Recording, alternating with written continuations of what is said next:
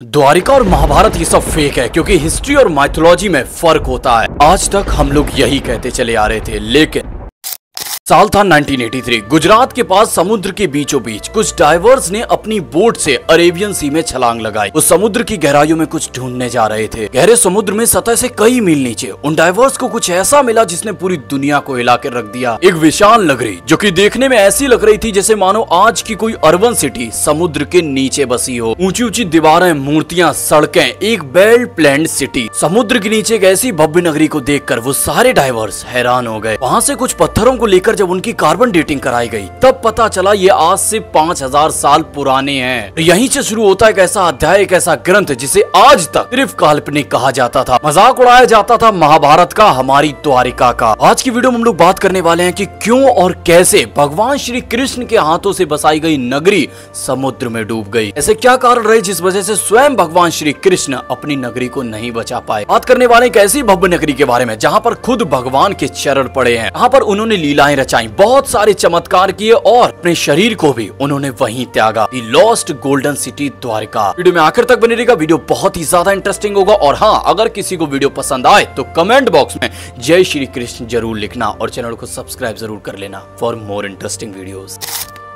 श्रीमद् भगवत पुराण के 10वें अध्याय के अनुसार भगवान श्री कृष्ण ने जब कंस का वध किया तो वो अपने पूरे यादव वंश के साथ मथुरा रहने लगे। लेकिन कंस की मौत का बदला लेने के लिए उसके ससुर जरासंध ने मथुरा के ऊपर 1 या 2 बार नहीं, पूरे 17 बार हमला किया। अब बार बार हो रहे अटैक से मथुरा की प्रजा ही नहीं, भगवान श्री कृष्ण स्वयं परेशान हो चुके थे। इसी वजह से उन्होंने एक निर्णय लिया कि वो मथुरा को छोड़कर कहीं दूर जाकर अपना शहर बसाएंगे। और भगवान श्री कृष्ण अपने पूरे परिवार के साथ और अपने पूरी प्रजा के साथ मथुरा से लगभग 1200 किलोमीटर दूर अरब सागर जा पहुंचे। वहां पहुंचकर भगवान श्री कृष्ण ने विश्वकर्मा को समुद्र के बीचों बीच एक नगरी बनाने का आदेश दिया। लेकिन ऐसा करना समुद्र देव की मर्जी के बिना इम्पॉसिबल था। तो भगवान श्री कृष्ण ने समुद्र देव की पूजा अर्चना की। उनकी पूजा अर्चना से प्रसन्न होकर समुद्र देव प्रकट हुए। उनकी पूजा से प्रसन्न होकर समुद्र देव ने भगवान श्री कृष्ण को अरब सागर के बीचों बीच 153 किलोमीटर की भूमि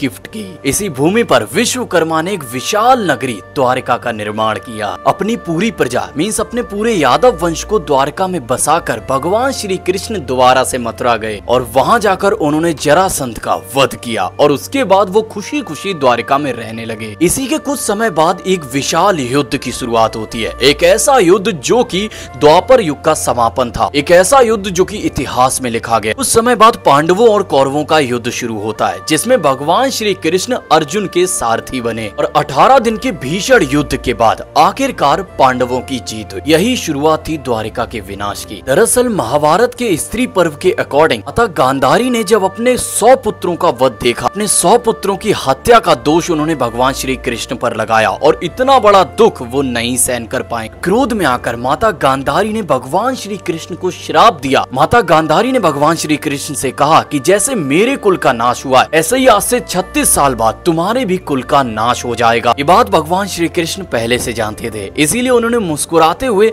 माता गांधारी के इस श्राप को एक्सेप्ट कर लिया। इतना ही नहीं, एक और भी बहुत ही बड़ा श्राप था जो कि यादव वंश के विनाश का सबसे इम्पोर्टेंट कारण बना।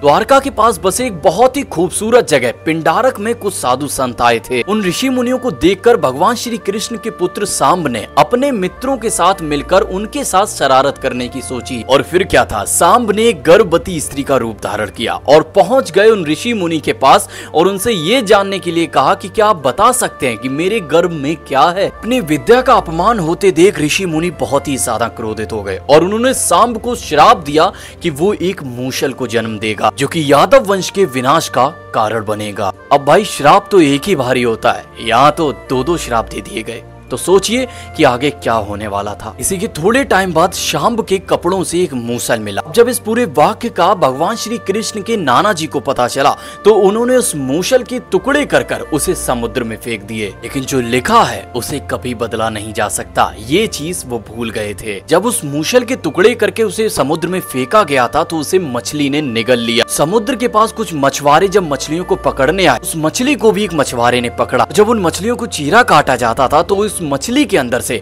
उस मूसल के टुकड़े निकले। उन्हीं में से एक मछुआरा जो कि एक शिकारी भी था, उन्हीं मूसल के टुकड़ों से जहरीले तीर बना लेता है। देखते ही देखते 36 साल बीत गए और वो समय आ चुका था जब माता गांधारी के श्राप को सच साबित होना था। पूरा यादव वंश नशे की लत में डूब चुका था। धीरे धीरे उन्होंने आपस में ही लड़ना शुरू कर दिया था। फिर क्या था, देखते ही देखते अंदर ही अंदर यादव वंश में युद्ध छिड़ गया। भाई भाई को मारने लगा। धीरे धीरे पूरे राजवंश का विनाश हो गया। ये सब देखकर बलराम जी ने धरती का त्याग कर दिया और बलराम जी के सदमे को भगवान श्री कृष्ण बर्दाश्त नहीं कर पाए और वो सदमे में आकर हताश होकर जंगल की ओर निकल पड़ते हैं। थोड़ी देर चलने के बाद वो एक वृक्ष के नीचे, एक पेड़ के नीचे विश्राम करने के लिए बैठते हैं और अपनी बांसुरी को बजाने लगते हैं। अब जो चीज मैं आपको बताने वाला हूँ उसे सुनने के बाद आपका दिल दहल जाएगा। जब वो आराम कर रहे थे तो उनके पैर को एक शिकारी ने हिरण का सिर समझ लिया। हिरण का सिर समझकर उन पर तीर चला दिया और ये वही शिकारी और ये वही तीर था जो कि उस मूसल से बनाया गया था। ऐसे ही ये तीर भगवान श्री कृष्ण को लगा तो उनकी वहीं पर मृत्यु हो गई। उन्होंने अपने शरीर को त्याग दिया। भगवान श्री कृष्ण की मृत्यु का जैसे ही अर्जुन को पता चला, अर्जुन दौड़े दौड़े द्वारिका आए। तब तक वहां सब कुछ खत्म हो चुका था। पूरी द्वारिका जल रही थी। ये सब देखकर अर्जुन ने जैसे तैसे खुद को संभाला और वहां पर बचे लोगों को वहां से निकाला और अपने साथ हस्तिनापुर ले गए। और जब द्वारिका का पालनहार ही नहीं रहा तो ये देखकर समुद्र देव ने भी जो भूमि भगवान श्री कृष्ण को गिफ्ट में दी थी उसे वापस ले लिया और पूरी की पूरी द्वारिका को डुबा दिया और पूरी की पूरी द्वारिका अरेबियन सी के समुद्र में कहीं खो गई। यही महत्वपूर्ण कारण थे जिस वजह से द्वारिका का अंत हुआ और भगवान श्री कृष्ण ने इसी तरीके से हमारी इस पृथ्वी को त्यागा था। इसे लेकर आपका क्या मानना है मुझे कमेंट बॉक्स में लिखकर जरूर बताइए। आपके कुछ सवाल हो आप वो भी मुझसे कमेंट बॉक्स में पूछ सकते हैं। और आपको नेक्स्ट वीडियो किसके ऊपर चाहिए, पितामह भीष्म के ऊपर या फिर महाभारत के ऊपर चाहिए, आप वो भी मुझे कमेंट बॉक्स में बता सकते हैं। बाकी दोस्तों चैनल को सब्सक्राइब कर लीजिए, अपने भाई को सपोर्ट करिए। बहुत ही जल्द मिलते हैं अपनी अगली वीडियो में। तब तक के लिए चैनल को सब्सक्राइब कर लीजिए, वीडियो को लाइक कर दीजिए। नाम याद रखिए शिवा।